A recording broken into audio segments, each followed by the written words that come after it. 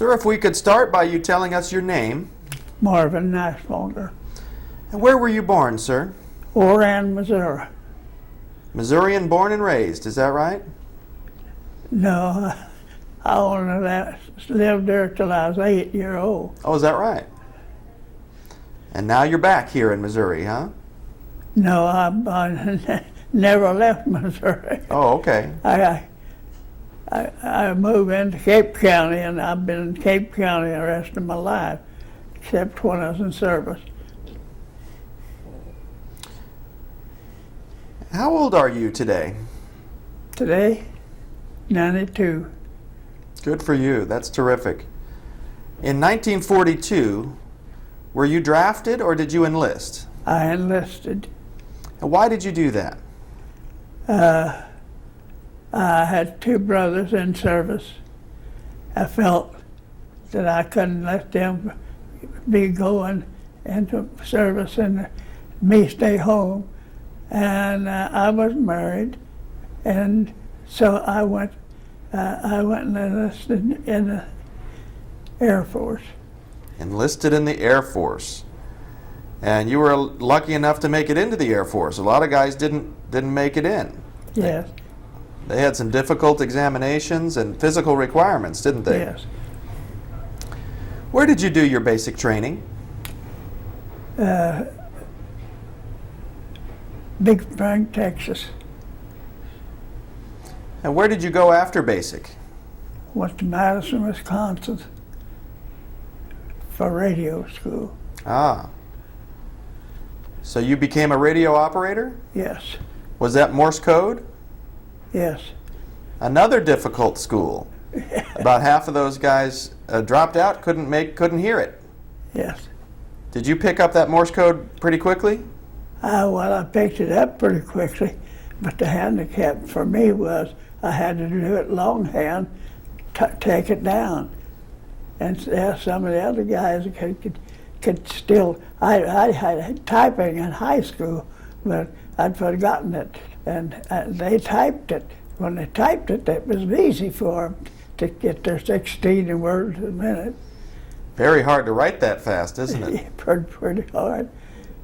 Now, And you have to think about 4 or 5 letters ahead of time. right. Do you think if you heard a little Morse code today, you could pick out some letters? I doubt it. Do you think it's...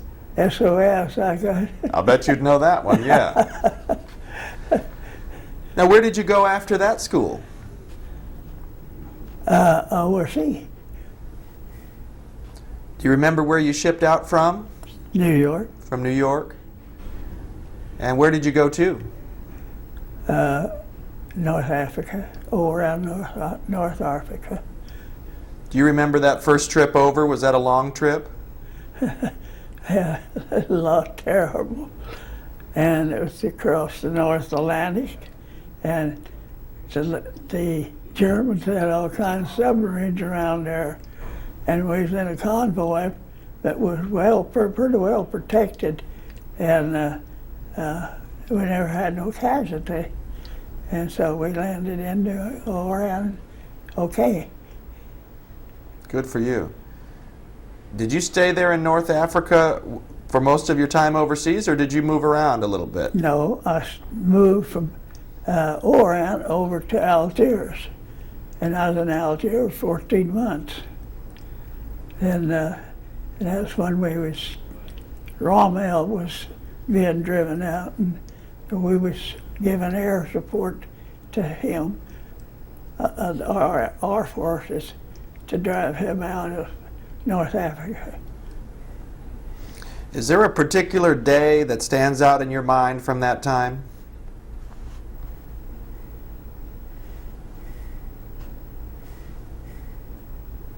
No, not really. Now tell me, you were in a communications unit? Yes. How many guys were in that unit with you? Well, I'll tell you, our outfit had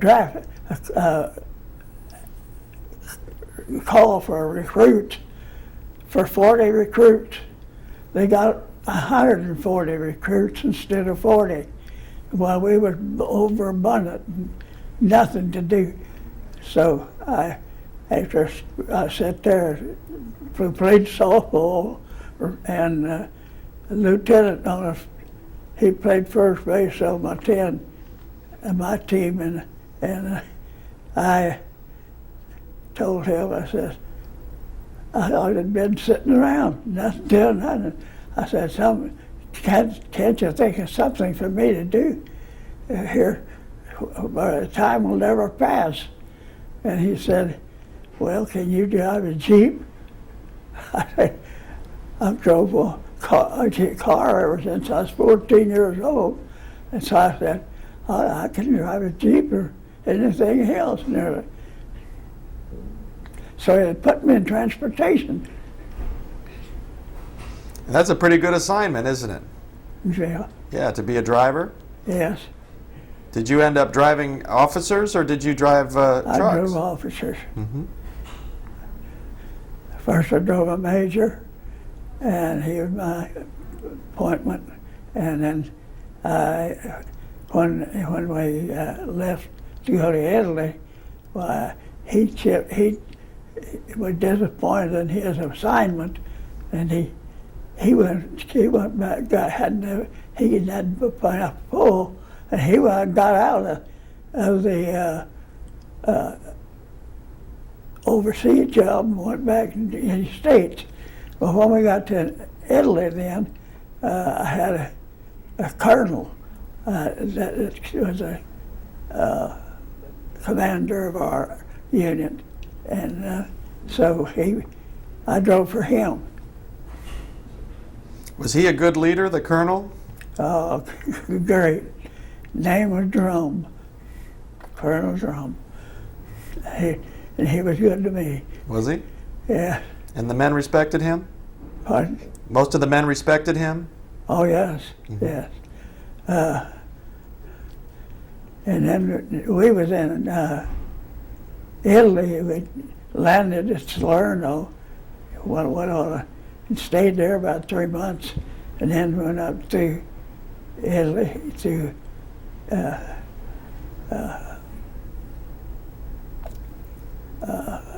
see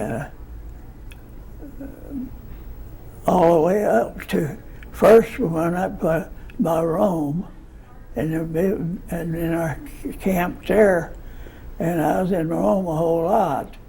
And when I was in Rome, I saw everything in Rome, and catacombs and everything. And the Vatican, I was in the Vatican 5 or 6 times. And on one occasion I was in the Vatican, they pulled out about, I don't know, maybe 200 of us boys. It was soldiers that was out in that vicinity, and took us up to the second floor of the Vatican, and that's where the popes lived.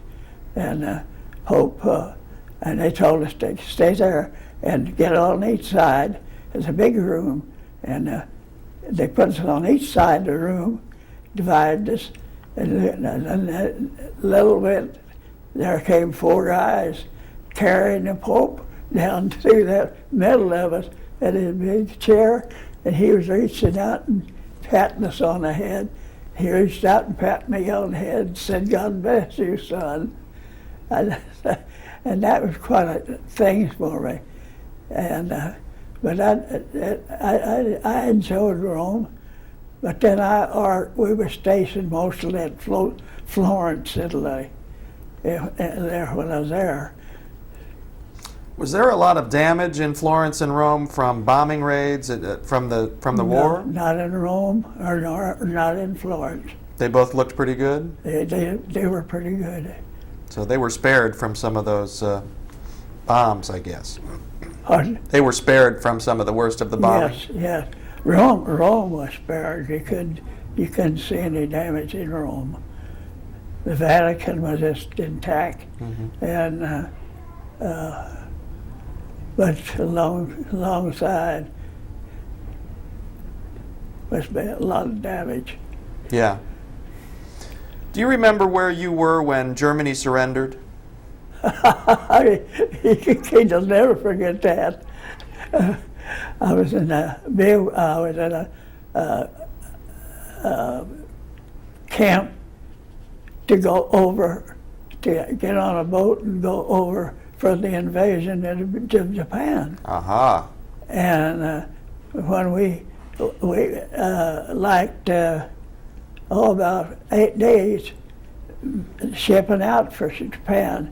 And so then when the war ended, they put us on the boat and we moved for home. It took us 11 days to go overseas. Took us 5 days to come back on boat. So they turned you right around when you got that news. Right around from our orders changed, and we went and turned right around, went back, got on a boat, and instead of going over to, I forget what island it was now, but anyway, we were supposed to land there and then invade Japan. Was that a big celebration on the ship when you got that news? We wasn't on the ship when we were, that happened about 8 days before we got on the ship. Okay. And celebration, we emptied our guns in the air when we heard that. I'll bet you did. Now looking back, do you think that Truman made the right decision and saved some lives by dropping those bombs? Definitely, definitely. Because too many people was killed invading all those islands and everything, you know. And you might have been one killed in that Japanese invasion. Possibility. Might have saved your life. Could, oh yes. You've done a terrific job, sir. I just have one more question for you. Okay. Do you think it's important for young people to hear the stories of the veterans from World War II? Yes, I think it is. Only in an educational way, not in a way of going into war or a soldier or so forth. More for the historical aspects, the educational Yes. aspects? I agree with you. I think it's really important. I want to thank you for taking time to talk to us today. You really did a great job. I'll get that microphone off of you.